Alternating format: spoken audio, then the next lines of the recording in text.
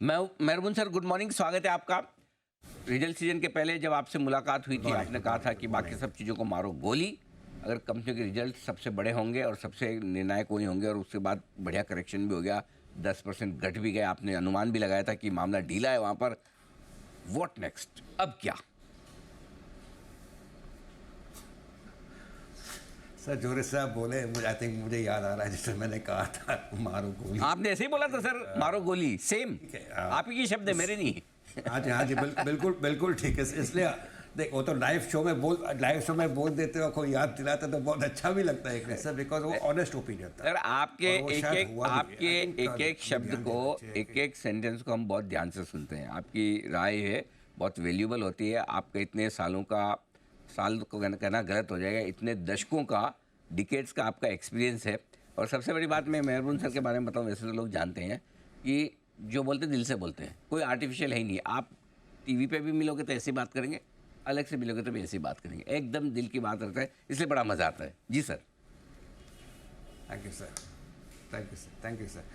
Sir, जो हम लोग ने स्लो डाउन देखी थी, आई थिंक जुलाई सितंबर में कॉर्पोरेट अर्निंग्स में, वो मेन फैक्टर था ही। लेकिन पिछले महीने में जो हुआ, एक अडानी का एपिसोड हुआ, थोड़ा रशिया का इंसिडेंट थोड़ा वापस बढ़ गया, उसके कारण से जो मार्केट जो नीचे से आई थी, आई थिंक लोग कहने लगे वापस 21,500 आएगा, 22,000 आएगा, 22,500 आएगा।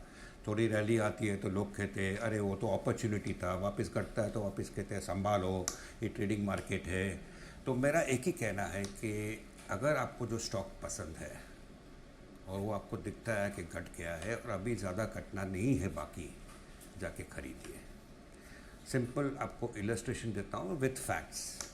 25,000, 25,500, 26,000 पे जब निफ्टी था और आज जो निफ्टी है, निफ्टी तो नीचे है, लेकिन 1 आउट ऑफ 6 स्टॉक्स, बहुत सारे अच्छे अच्छे इन्वेस्टर्स के पोर्टफोलियो में, they are higher today than when they were when the Nifty was at 26,000। इसका मतलब क्या होता है? इसका मतलब ये होता है कि काफ़ी सारे स्टॉक्स शायद बॉटम आउट हो चुके हैं। और शायद ये भी हो सकता है कि भले एक मार्केट में, ट्रेडिंग मार्केट में हम लोग हायर लेवल इमीडिएटली देखें, बीटन डाउन स्टॉक्स है, जैसे हिंदुस्तान लीवर हो या कॉलगेट हो या शायद एक्सिस बैंक हो, आई थिंक दे में रैली और आपको निफ्टी ऊंचा दिखेगा शायद। लेकिन एक बात ध्यान में रखना कि 75% of the market could have it peaked out for the next 6 months. It's distinctly possible. Macros पिछले 6 महीने में वीकन हो गए थे। We choose to ignore.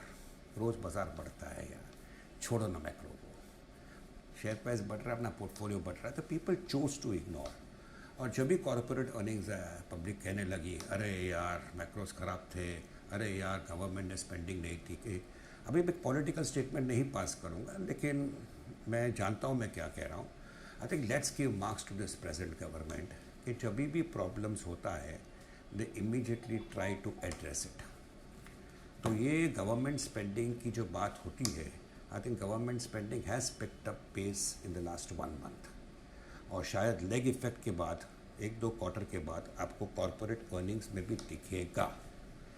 The point is, was this an aberration? मैं नहीं कहूँगा एबरेशन है, मैं इतना कहूँगा it will be short lived. Recovery will happen, corporate earnings will improve. और मार्केट के सामने जो कंसर्न है, मैं कहूँगा major concern is urban demand, जो इमीडिएटली पिकअप शायद नहीं होगा। We will need the support of the finance ministry in terms of some tax benefits here and there, whether it's GST, whether it's income tax in the budget which is 2 months away. I think urban demand will depend a lot on fiscal part of what the government intends to do. लेकिन दूसरा जो बात मैं कहूँगा, government spending बढ़ने से orders have started increasing again, things are again happening. और एक लेग इफेक्ट के बाद आप उसको कॉर्पोरेट परफॉर्मेंस में देखेंगे। कंसर्न है एक अर्बन डिमांड का, जो शायद इमीडिएटली पिकअप नहीं होगा। और दूसरा मेजर कंसर्न है मुझे, जो शायद मैं पहले आपको कह रहा हूँ, पब्लिक बात करेगी इसके बारे में। Somewhere I have a surety कि China will devalue its currency officially. और ये चाइना डिवैल्यू करता है, FII फ्लोज पे क्या फ़र्क पड़ेगा, we don't no. Indian rupee भी is weakening because dollar index is going up. तो 1 महीने के बाद भगवान ना करे डॉलर इंडेक्स 109 होता है और इंडियन करेंसी 88 के आसपास होता है। What will happen to FII flow, we don't no.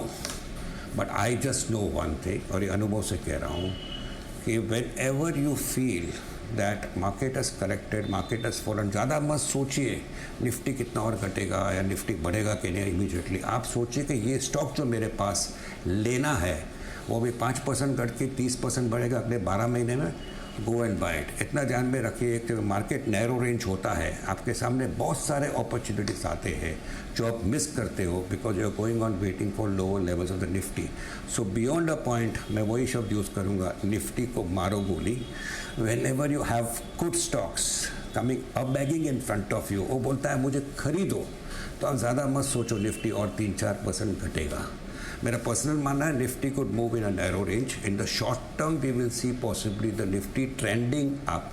और जो बीटन डाउन स्टॉक्स है फ्रंट लाइन में, जैसे हिंदुस्तान लीवर मैंने कहा, कॉलगेट का, एक्सिस बैंक का, I think they will make an up move. शादी नहीं करना है, but from a trade angle they will provide an opportunity. Nifty will seem to go up, but at the end of it all, जैसे मैंने कहा, may be 70-75% of stocks could have at peaked out and there would only be a trading opportunity. But बाकी का जो market है 20-25% good quality nice stocks, mid cap हो, small cap हो, front line हो, I think they have bottomed out and they are giving you an opportunity to go and buy. So don't bother 1,000 points lower on the Nifty or 1,000 points higher on the Nifty. There are stocks which are available to you in which the downside is limited and the upside is going to be quite good. उदाहरण front line में मैं कहूँगा state bank of India है, Indian hotels है. These are the type of stocks which are providing you an opportunity. Go and buy them. Will they correct? They may correct by 5-10%. Will they provide you an upside? Definitely more than 25-40% over the next 12 months. So these are the examples and this is what investors need to do. क्योंकि आप कंटाल जाओगे, राह देखोगे 22,000 का, राह देखोगे 26,000 का इधर उधर हो रहा है. That means you will not go and buy anything. Of course you should go and buy selectively into this market. और जो हमारे दर्शक मुंबई से बाहर है, महाराष्ट्र बाहर है, उनकी जानकारी के लिए बता दूं, जो मेहरबून सर ने कहा ना कंटाल जाओगे, वो मैं भी पहली बार जब मुंबई आया 1989 में तब पता चला. तो उसका मतलब फ्रस्ट्रेट हो जाओगे, परेशान हो जाओगे. मतलब कोई शेयर खरीद के आप फ्रस्ट्रेट हो जाते हैं ना कि क्या करें, न बढ़ता है न घटता है. That is the word. Okay, आइए. अच्छा, मेहरबून सर ने बताया कि अगर आपको शेयर पसंद आ रहा है तो फिर निफ्टी के लेवल मत देखो. आपके भाव के हिसाब से करेक्शन आ गया है, अच्छे लेवल पे आ गया, लेकिन शांति से बैठ जाओ. अभी आपको स्टॉक स्पेसिफिक अप्रोच रखनी है. बाजार बढ़ गया, ज़्यादा जल्दी बढ़ जाएगा, घट गया तो कम घटेगा. अच्छा सर, अब ये आपने मार्केट की बात तो हमारी कह दी.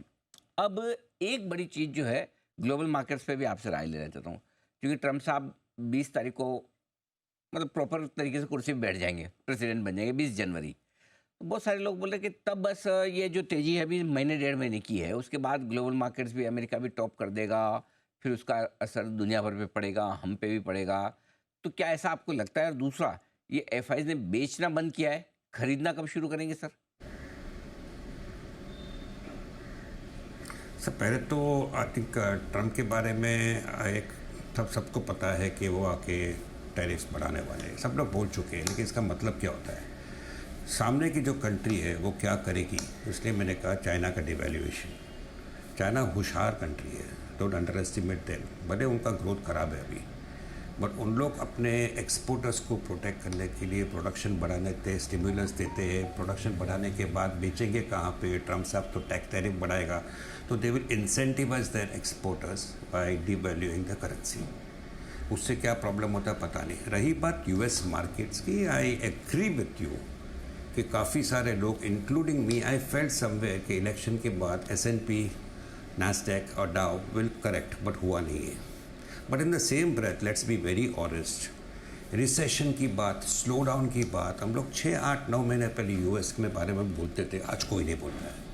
And let's be honest, US is doing well. So now the point is, will the US actually fall? I think yes, a correction can happen. बहुत जोर से बढ़ा है. I think if you see the S&P and the Dow and the Nasdaq, they are up sharply in the current calendar year.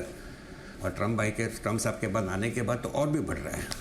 तो somewhere a correction could definitely happen. Will it have an impact on us? I don't think so beyond the point, because Indian markets have not done very well in the recent past.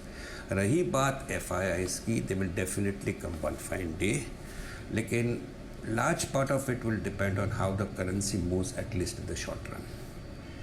Don't forget कि currency एक ऐसा factor है जो market में 100 में से सिर्फ 2 या 3 आदमी सोचता है और समझता है. आई थिंक हम लोग bond the bonds, how they are performing, we are seeing bond yields like that, but currency not many are seeing. And this is where right now my fear is. If our Indian rupee devalues further, what happens to FIs? Will they sell more?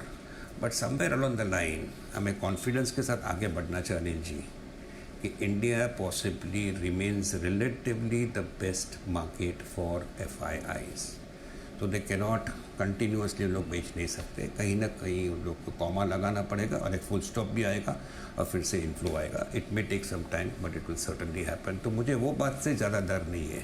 और जो apatite Indian investors की है, the way SIP flows are increasing, the way so many investors अभी understand करते हैं कि market एक अच्छी जगह इन्वेस्ट करने के लिए, पहले जैसा सट्टे का जो पब्लिक साइकोलॉजी रखती थी, now people are looking at it as an investment angle.